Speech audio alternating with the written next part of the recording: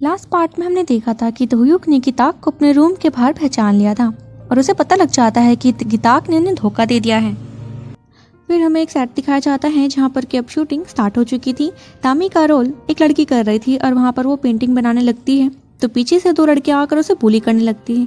ये देखकर मोनी को तो वो सीन याद आ जाता है जब चारों और उसकी गैंग तामी को बुली कर रही थी और उसने चालाकी से आकर तामी को बचाने की एक्टिंग करी। इस मूवी के सारे सीन से मोनी को बार बार तामी की याद आ रही थी कि कैसे उसने अपने जाल में तामी को फंसाया। यहाँ पर मिचेल चिल्लाकर कहती है कि मोनी तुम कैसी एक्टिंग कर रही हो।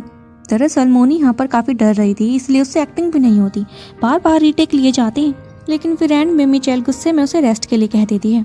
मोनी फिर अपने रेस्ट रूम में गई थी और काफ़ी डिप्रेस्ड महसूस कर रही थी। तभी चारोक और उसकी फ्रेंड भी वहाँ पर पहुँच जाती है। मोनी उन दोनों से पूछ रही थी कि मिचेल ने ऐसी स्क्रिप्ट लिखी कैसे, क्योंकि जो उस बाथरूम में हुआ था वो हम तीनों के अलावा तो कोई जानता ही नहीं है।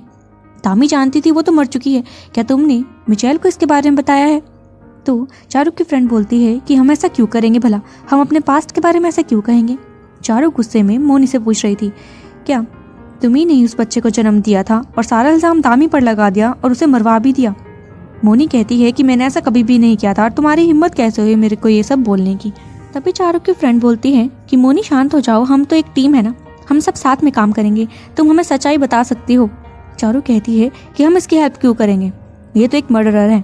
मोनी गुस्से में चारुक के बाल पकड़ लेती है और बोलती है कि तुम जिसके पैसों पर उछल रही हो ना, वो पैसे मैंने तुम्हें दिए हैं, तुम्हारी कार घर सब कुछ तुम मेरे पैसों से खरीद रही हो, अपनी जुबान को जरा लगाम दो। इतना कहकर मोनी वहाँ से चली जाती है। अब इसके बाद हम चेयरमैन सैम को देखते हैं जिसका कि आर्ट एग्जीबिशन होने वाला था और एक पेंटिंग को लेकर वो काफ़ी एक्साइटेड थी। तभी एक आदमी उसके पास से टकरा जाता है और सारी ड्रिंक उस पेंटिंग पर ही गिर जाती हैं। ये देखकर वो तो काफ़ी घबरा जाती है कि अब मैं क्या करूँगी। तभी मिस पोंग उन्हें कोने में ले जाती है और कह रही थी कि मैं एक अच्छी आर्टिस्ट भी हूँ, मैं आपकी हेल्प कर सकती हूँ। इसीलिए अब चेयरमैन सैम ने सारा सामान मंगवा दिया था ताकि मिस पोंग उसे जल्दी से ठीक कर सके, क्योंकि एग्जीबिशन तो अगले ही दिन था। फिर हम मिसेस ना को देखते हैं जिसके साथ हाना भी थी। हाना वहाँ पर बॉल से खेल रही थी और रोड पर चली जाती है।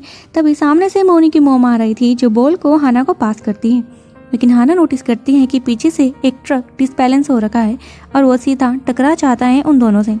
वहाँ पर उनका छोटा सा एक्सीडेंट भी हो गया था।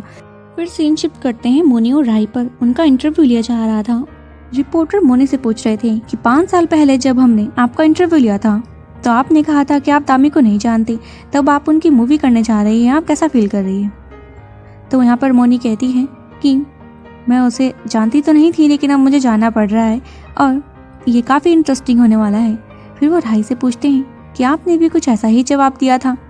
राही कहती है कि हमें अपने काम के लिए इतना तो करना पड़ेगा ही। अब रिपोर्टर उनसे साफ पूछ रहे थे कि आपको भी लगता है कि संगचन ग्रुप तामी के मर्डर केस में शामिल थे? तो यहाँ पर उन्हें मैथ्यू की बात याद आती है जिसने कि कहा था कि उस फाइल में जैसे आंसर लिखे हैं तुम्हें वैसे ही कहना है, और उसके अकॉर्डिंग वो साफ कह देते हैं कि हाँ हम श्योर हैं कि संगचन ग्रुप तामी के उस इंसिडेंट में शामिल था। अब जिन्मो भी अपने काम में लग जाता है, जैसा कि उसे कहा गया था कि उसे कमेंट करके इस बात को जल्दी से जल्दी फैला देना है और संगचन कंपनी को डिसऑनेस्ट साबित करना है। वो अपने लोगों को कहकर काफ़ी सारे कमेंट करवा देता है। अब ये बात जंगल में लगी आग की तरह फैल जाती है और सभी के सभी रिपोर्टर पहुंच जाते हैं संगचन ग्रुप में, जहाँ पर जैसे ही चेयरमैन शिन बाहर निकलते हैं वो तो उसे घेर कर खड़े हो गए थे। शिन यहाँ पर गुस्से में अपने सेक्रेटरी से कहते हैं कि जल्दी से मोंग को कॉल लगाओ। वहाँ पर वो जोगुन की बात कर रहे थे। इधर जिन्मो को देखते हैं जो काफ़ी सैड लग रहा था और पास्ट की एक बात याद करता है, जहाँ पर कि जब वो मिसेस ना को देखने के लिए उसके रेस्टोरेंट में गया था, वहाँ पर एक लड़की ने उसे कहा था कि वो चाहती है कि आप ऐसे प्रिटेंड करें जैसे कि वो मर गई। अब सीन प्रेजेंट में आता है जहाँ पर जिन्मो काफ़ी गुस्से में कहता है कि उसने ऐसा क्यों किया। अब उसे कॉल आई थी और वो मिसेस नागी ही थी जो उसे बता देती है कि हाना का छोटा सा एक्सीडेंट हो गया है, एक लेडी को बचाते हुए इसकी भी चोट आ गई है। अब यहाँ से जिन्मो डरता हुआ पहुँच जाता है मिसेस ना के पास और पूछ रहा था कि तुमने मुझे कॉल क्यों करी। मिसेस ना कहती है तुम्हारे अलावा मैं कॉल किसे करती। फिर जिन्मो ज़्यादा कुछ नहीं कहता, उसके साथ बैठकर उसे सहारा देता है। बाहर से के भी उन दोनों को ही देख रहा था। वापस से चेयरमैन शिन को देखते हैं जो अब मोंक नम यानी कि जोग उनके सामने बैठे हुए थे। जोगुन कह रहा था कि मैंने तो आपको पहले ही कहा था कि संगचन कंपनी जल्दी ही डूबने वाली है, आपने मेरा विश्वास नहीं किया। वो कहने लगे थे कि अब मैं क्या कर सकता हूँ। यहाँ पर जोगुन साफ कहता है कि आपके हाथ में कुछ भी नहीं है, आपकी कंपनी डूब कर ही रहेगी, ये पहले से ही डिसाइडेड है, आप कुछ मत करिए। यहाँ पर चेयरमैन शिन कहते हैं कि मेरी कंपनी को कोई डुबा नहीं सकता, ये टिकिटाका कंपनी का काम है।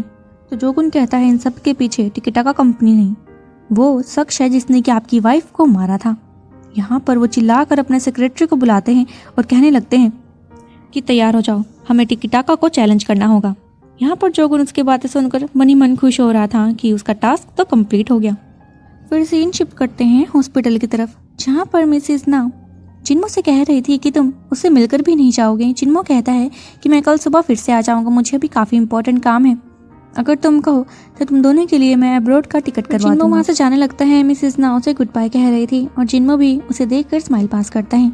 इतने में हम देखते हैं कि हाना के पास तो के पहुंच गया था और उसके हाथ में डॉल थी जो वो हाना को दे रहा था। हाना उसके नेल्स की तारीफ करती है और जैसे ही वहाँ पर मिसेस ना पहुंची थी के तो बिना कुछ कहे वहाँ से निकल जाता है। मिसेस ना फिर हाना से पूछती हैं क्या उसने तुम्हें कुछ कहा। हाना कहती है कि नहीं, उनके नेल्स काफ़ी भद्दे थे लेकिन मैंने उनकी तारीफ कर दी। वहीं राही को भी किताब के मैसेज आ रहे थे जो उसे कह रहा था कि क्या तुमने उस बारे में सोचा जो मैंने तुम्हें कहा था, जब भी तुम उसके बारे में डिसाइड कर लो तो मुझे मैसेज कर देना। फिर हम मैथ्यू और धोयुक के साथ में देखते हैं, जहाँ पर धोयुक मैथ्यू से कहता है कि क्या तुम अभी भी किताब पर शक कर रहे हो, वो ऐसा नहीं कर सकता, वो के की साइड नहीं है, उसने तो मेरी जान बचाई थी के से और मुझे हॉस्पिटल भी वही लेकर गया। मैथ्यू कहता है कि तुम खुद ही देख लेना, मैं तो नहीं देख पाऊंगा। फिर धोयुक यहाँ पर अपनी जेब से वही उस शूज़ का एक पीस मैथ्यू को दिखा रहा था और बोलता है कि ये मैंने उस दिन उसके पैर से छीन लिया था जिस दिन वो मुझे मारने की कोशिश कर रहा था। मैथ्यू कहता है इसे संभाल कर रखना, इससे हम रियल कल्प्रिट को जल्दी ढूंढ लेंगे। फिर वो कॉफ़ी बनाने के लिए गया था, अब धोयुक से रुका नहीं जा रहा था। मैथ्यू के कहने पर वो उसके लैपी को ऑन कर देता है और देखता है कि किताब तो राही के साथ है।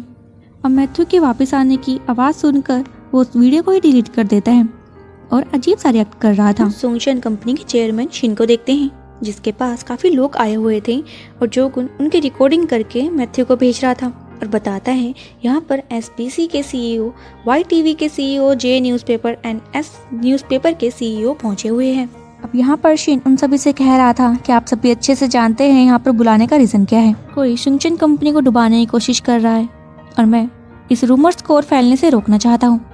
तभी वहाँ पर बैठा हुआ एक आदमी बोलता है कि आपका कहना तो सही है, बट ये रूमर्स ऐसे फैल रहे हैं जैसे कि वॉर्म्स फैल रहे हों। तो सोंगशन कंपनी का चेयरमैन शिन कहते हैं कि मेरी प्रेसिडेंट से बात करवा दीजिए, इतना तो आप कर ही सकते हैं। तो वो भी मान जाते हैं। वही मोनी को देखते हैं जो अभी तक शूटिंग पर नहीं गई थी, इसीलिए मिचेल खुद ही आ जाती है उसे बोलने के लिए और कह रही थी कि 2 घंटे से तुम हमें वेट करवा रही हो, तुम चाहती क्या हो। मोनी कहती है कि मैं सोना चाहती हूँ, मैं काफ़ी थक गई हूँ। फिर वो मिचेल से पूछ रही थी कि तुम हो कौन। मिचेल बोलती है कि तुम्हें मैं कौन लग रही हूँ। मोनी कह रही थी कि तुम ये सब पावर गेन करने के लिए कर रही हो ना, तुम्हें 2 अवार्ड्स मिल चुके हैं लेकिन मेरे सामने तुम अभी भी बच्ची हो। तो मिचेल कहती है कि मेरी मेहमान बनकर रहो, ज़्यादा तेज बनोगी तो तुम्हें पछताना पड़ेगा, मेरे पास तुमसे अच्छे अच्छे एक्टर्स हैं और तुम जिस पावर की बात कर रही हो वो पावर तो तुमने लोगों को धमका धमका कर खरीदी है। इस बात से मोनी को गुस्सा आता है और वो मिचेल पर अटैक करने लगती है, लेकिन उल्टा मिचेल ने ही मोनी को घेर लिया था और कहती है ये सब मैं तामी के लिए कर रही हूँ, अगर अभी तामी जिंदा होती तो तुम्हें यहीं मार देती। यहाँ पर मोनी को गुस्सा आता है और वो मिचेल का गला पकड़कर कह रही थी कि मैं किसी का भी उधार नहीं रखती, तुम मुझे मार क्यों नहीं रही हो। तब भी मिचेल पीछे की तरफ इशारा करते हैं और मोनी देखती है वहाँ पर तो सारे रिपोर्टर्स खड़े हैं जो उसकी फोटोज ले रहे थे। अंदर फिर चारों ओर उसकी गैंग पहुंचती है और मोनी को कह रही थी तुम पागल हो गई हो, तुमने मिचेल पर हाथ भी कैसे उठाया। तभी मिचेल बात को घुमाने के लिए कहती है कि मोनी तुमने काफ़ी अच्छी एक्टिंग करी और वो चारुक और उसकी फ्रेंड का नाम भी ले रही थी। उसके जाने के बाद चारुक मोनी से कहती है कि हमने तो इसे कभी अपना नाम बताया नहीं, इसे कैसे पता। अब मोनी की शक्ल देखकर कह ही सकते हैं कि वो कितना शौक में चली गई थी। वो भागकर साइड में जाती है जहाँ पर धोयुक भी मौजूद था। अब वो दिन आ जाता है जहाँ पर चेयरमैन सैम की आर्ट एग्जीबिशन होनी थी और वो पेंटिंग भी मिस पोंग ने कंप्लीट कर दी थी। उस पेंटिंग को देखकर लोग काफ़ी तारीफ करते हैं और सैम भी खुश हो गई थी, इसीलिए वो मिस पोंग को थैंक्स करते हुए कहती है कि मांगो तुम्हें क्या मांगना है। मिस पोंग तो उसे डायरेक्ट कह देती है कि मुझे सोंगशन ग्रुप का वीआईपी रूम देखना है। ये देखकर सैम बोलती है कि तुम ऐसा नहीं कर पाओगी क्योंकि वहाँ पर चेयरमैन शिन के अलावा कोई जा ही नहीं सकता। तो मिस पोंग कहती है कि एक बार मौका दे दीजिए प्लीज़। तो वो बताती है कि उसका एक कोड है जो कि सिर्फ शिन के पास है। तो वो पूछती है कि फिर ये चाबी किस चीज़ की है। तो वो बता देती है कि ये चाबी तो मेरे पर्सनल बाथरूम की है। ये सुनकर मिस पोंग तो शौक रह गई थी और कहती है कि मेरा मिशन तो फेल हो गया। वापस दोयुक को देखते हैं जो शूटिंग साइट पर पहुंचा हुआ था और वहाँ के सारे वर्कर वहाँ से जाने की बात कर रहे थे। तो दोयुक उनके पास जाकर पूछने लगता ही है कि राही पहुंच जाती है और उसे बताती है कि सुंगचन कंपनी के कारण हमारी शूटिंग यहीं पर क्लोज करी गई है। जब तक कोर्ट से ऑर्डर नहीं आता तब तक हम शूटिंग कंटिन्यू नहीं कर पाएंगे। दोयुक कहता है ये तो तुम्हारी प्रॉब्लम है ना, तुम्हें टास्क दिया गया था लेकिन तुमने उसे कंप्लीट नहीं किया, देखो तुम्हें क्या करना है।